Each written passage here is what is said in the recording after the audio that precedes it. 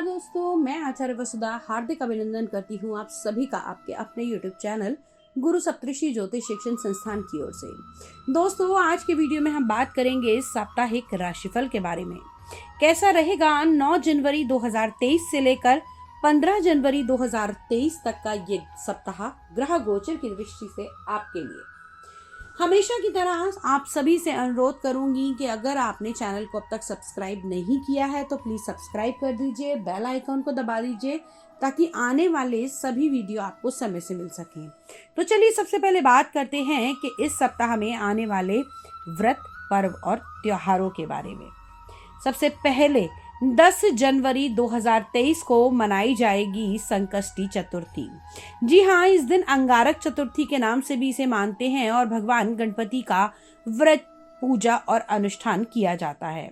उसके बाद में मंगल मार्गी होंगे। जी हाँ, जो अब तक वृषभ राशि में वक्री चल रहे थे वही मंगल देव 12 जनवरी को मार्गी होंगे। अगर हम देखें तो इंडियन घड़ी के अनुसार 13 जनवरी को सुबह के समय, 13 जनवरी को ही लोहड़ी का पर्व भी मनाया जाएगा और 14 जनवरी को सूर्य मकर राशि में प्रवेश करेंगे और मकर संक्रांति का पर्व मनाया जाएगा। तो ये तो थे व्रत, पर्व और त्योहार। इसके बाद जान लेते हैं क्या रहेगा आपकी राशि पर प्रभाव ग्रहों का इस सप्ताह में और कौन कौन से ग्रह कहाँ गोचर करने वाले हैं। आइए जानते हैं आगे के वीडियो में। चलिए अब बात करते हैं वृषभ लगन वाले जातकों के लिए कैसा रहेगा ये सप्ताह ग्रह गोचर की दृष्टि से। सबसे पहले आपके लगन में अभी मंगल गोचर भ्रमण कर रहे हैं, केतु गोचर कर रहे हैं कुंडली के 6ठे भाव में, 8वें भाव में सूर्य और बुध का आदित्य राजयोग बना हुआ है, 9वें भाव में शुक्र और शनि की युति चल रही है, देवगुरु बृहस्पति गोचर कर रहे हैं कुंडली के 11 भाव में, वहीं राहु का गोचर चल रहा है आपकी कुंडली के 12वें भाव में। अब चंद्रमा इस सप्ताह गोचर भ्रमण करेंगे आपकी कुंडली के 3रे भाव, 4th भाव, 5वें भाव और 6ठे भाव में। आइए जानते हैं कि इस ग्रह गोचर का आपके जीवन पर क्या प्रभाव पड़ने वाला है।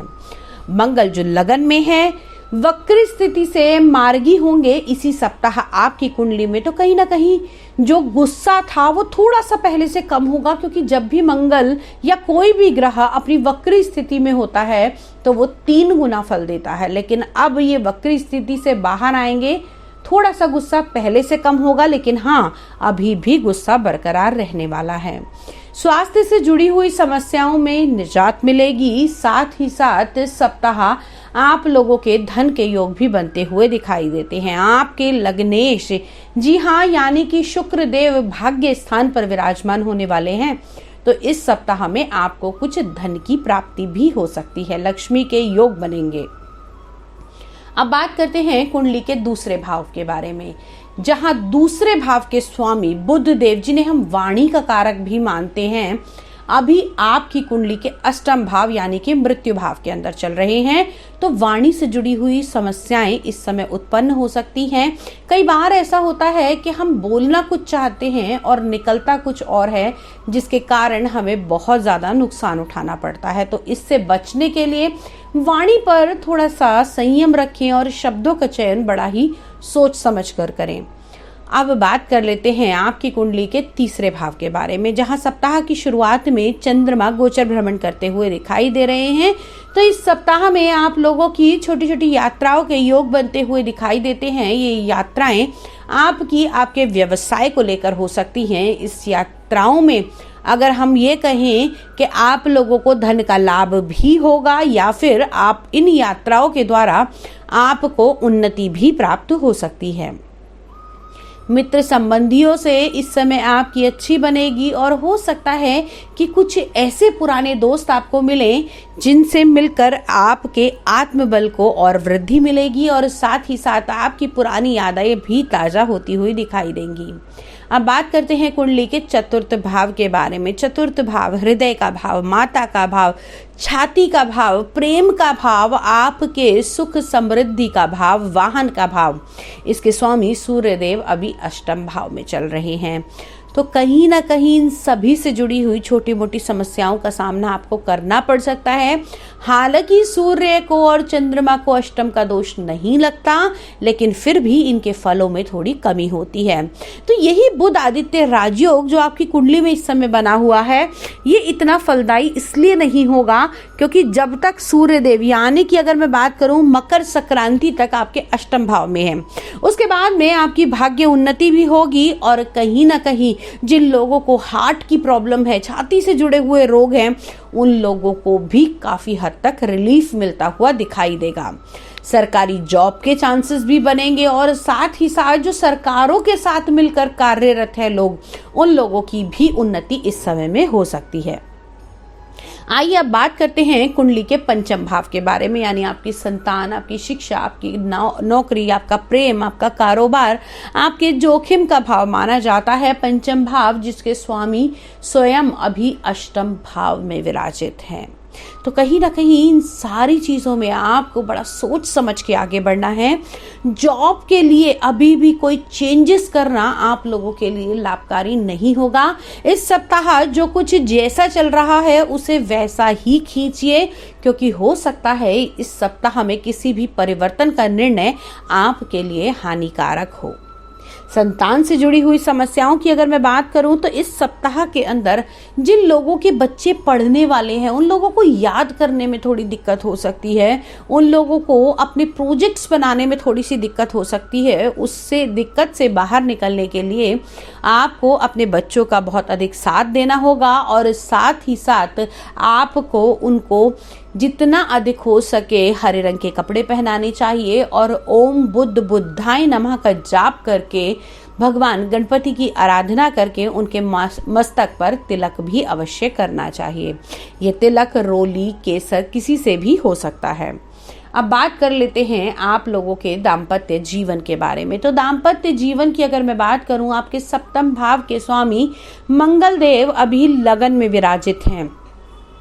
तो कहीं ना कहीं इस सप्ताह में आपका जीवन साथी आपके ऊपर थोड़ा सा हावी हो सकता है। हावी होने का मतलब कि वो अपनी बातों को ज़्यादा प्रायोरिटी दे, आपको अपनी बातें ही मानने के लिए बाध्य करे।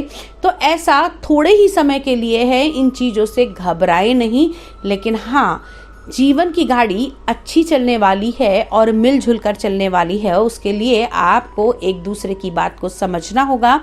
सबसे बड़ी बात, इस समय आपके पास समय का अभाव है, जिसके कारण आप अपने परिवार को ठीक से नहीं देख पा रहे, ठीक से नहीं समझ पा रहे। तो इन चीज़ों से बाहर निकलना होगा। अपने दाम्पत्य जीवन को भी आपको उतना ही समय देना होगा जितना आप अभी अपने बिजनेस में और अन्य कामकाजों में लगा रहे हैं। इस सप्ताह में आपकी डेली इनकम भी बढ़ती हुई दिखाई देती है। खास तौर से इस सप्ताह में आप अपनी बॉस की बात को बिल्कुल अनदेखा ना करें। हो सकता है कि इसके कारण आपको अपने बॉस के गुस्से का सामना करना पड़ सकता है और साथ ही साथ आपके सहकर्मी इस समय आपका बड़ा साथ देंगे, लेकिन वो लोग जो बॉस की चापलूसी करते हैं वो आपके लिए रोड़े पैदा कर सकते हैं, आपके लिए परेशानियां पैदा कर सकते हैं। तो थोड़ा सा अधिक अपने बॉस को कॉन्फिडेंस में लेके अपने काम को ध्यान से करके अगर आप आगे बढ़ेंगे तो व्यवसाय के क्षेत्र में भी बहुत ज़्यादा परेशानियां आपको नहीं होंगी। अब बात कर लेते हैं उन लोगों के लिए जो अपना ही खुद का व्यवसाय कर रहे हैं, फैक्ट्री इत्यादि चला रहे हैं। तो आप लोगों के लिए भी ये सप्ताह बहुत ही शुभ रहने वाला है, क्योंकि आपके व्यवसाय का स्वामी इस समय में भाग्य के भाव में है। तो जो टेंडर, जो प्रोजेक्ट्स, जो काम आपका बड़े लंबे समय से रुका हुआ था वो आगे बढ़ता हुआ दिखाई देगा। साथ ही साथ आने वाले अन्य सप्ताहों में शनिदेव भी कृपा करेंगे और आपको उन्नति मिलती हुई दिखाई देगी। आपकी इनकम भी बढ़ेगी क्योंकि देवगुरु बृहस्पति का गोचर चल रहा है आपकी कुंडली के 11वें भाव, इच्छा पूर्ति के आय के भाव के अंदर। तो ओवरऑल ये सप्ताह आपके लिए अच्छा रहने वाला है। लकी कलर आप लोगों के लिए रहेगा डार्क मैरून कलर और लकी नंबर आप लोगों के लिए रहेगा इस सप्ताह नंबर 6। दोस्तों, ये तो था आपका साप्ताहिक राशिफल। लेकिन हर व्यक्ति अपनी अलग कुंडली लेकर पैदा हुआ है, अलग ग्रह नक्षत्र और अलग ही दशाएं हैं। अगर आप व्यक्तिगत रूप से अपनी कुंडली का विश्लेषण कराना चाहते हैं, घर या फैक्ट्री का वास्तु कराना चाहते हैं, एस्ट्रोलॉजी, टैरो कार्ड रीडिंग या न्यूमरोलॉजी सीखना चाहते हैं, तो आप हमसे हमारे नंबर पे संपर्क कर सकते हैं। गुरु सप्तऋषि ज्योतिष शिक्षण संस्थान, मैं आचार्य वसुधा कपूर आपका सभी का हार्दिक अभिनंदन करती हूँ। अगले वीडियो में फिर से मिलते हैं, तब तक के लिए जय माँ भगवती।